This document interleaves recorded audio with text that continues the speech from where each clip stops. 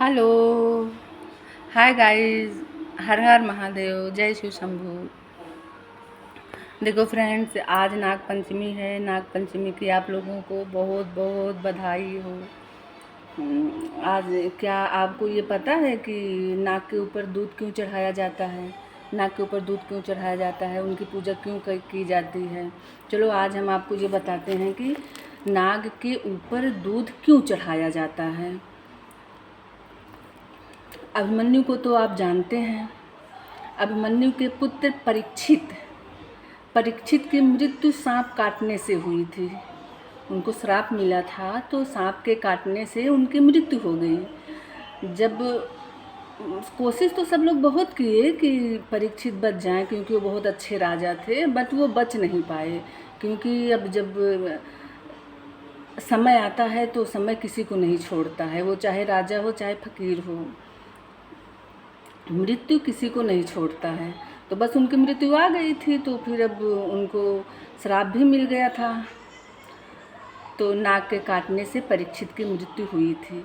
तो ये बात जब उनके पुत्र जन्मेजय को पता चली तो वो बहुत क्रोधित हो गए और वो प्रण कर लिए कि मैं पूरी दुनिया से नाग को मिटा दूंगा, नाग की पूरी प्रजाति को मिटा दूंगा।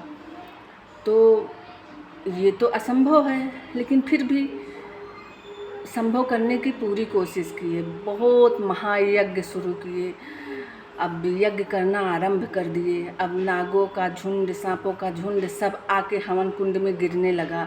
जैसे आहुति देने लगे, जितनी बार आहुति दे उतनी बार बहुत ऐसे बड़ा बड़ा झुंड नागों का हवन कुंड में गिरने लगा। तो सब बहुत परेशान हुए, सब बहुत रोकने की कोशिश किए, लेकिन जन्मेजय नहीं रुके। बोले नहीं, मैं नाग मैं समाप्त ही कर दूंगा। तो एक जो दक्ष सांप था, दक्ष नाग था, वो जाके सिंहासन पे इंद्र के सिंहासन में लपट गया। इंद्र के सिंहासन में लपट गया। फिर जब लास्ट वही दक्ष नाग बचा था, बाकी सारे नाग इस दुनिया से चले गए थे, सब उसी आहुति में भस्म हो गए थे। तो वो जो है दक्ष नाग जो था, वो राजा इंद्र के सिंहासन को जब लपेट लिया, तो जब फिर से आहुति देने लगे सारे पंडित मिलके, तो जब वो दक्ष नाग आने लगा, अब भाई अब मजबूरी है, कोशिश करने के बाद भी दक्ष नाग बच नहीं पा रहा था। जब वो आने लगा हवन कुंड में, तो इंद्र का सिंहासन भी साथ में आने लगा।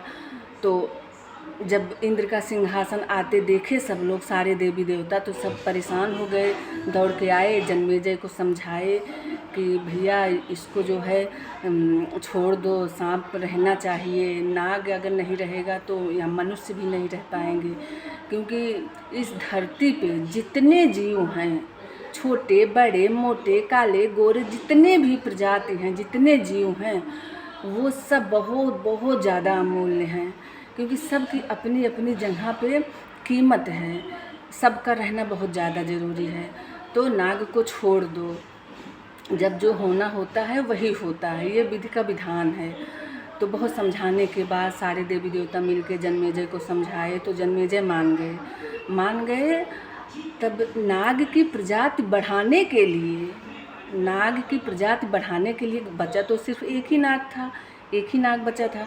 उसके ऊपर दूध चढ़ाने लगे, उसकी पूजा करने लगे कि नाग की प्रजाति बढ़ जाए, ताकि हम मनुष्य भी जिंदा रह सके।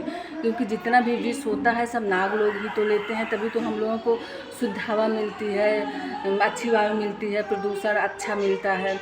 और जो है और सब जितना विष रहता है सब विषैली चीज़ नाग लोग ले लेते हैं। लेकिन तब से उसी दिन से नाग पंचमी मनाना शुरू हो गया। उसी दिन से नागों की पूजा होने लगी। अब देखो कितने सारे नाग हो गए हैं। अब तो जिधर देखो अगर संभल के ना चलो तो पता चले। ओके गाइस, ये रही नाग पंचमी की कहानी। ओके, तभी से नागों की पूजा शुरू हो गई। Bye bye guys, Radhe Radhe, जय शिव शंभू।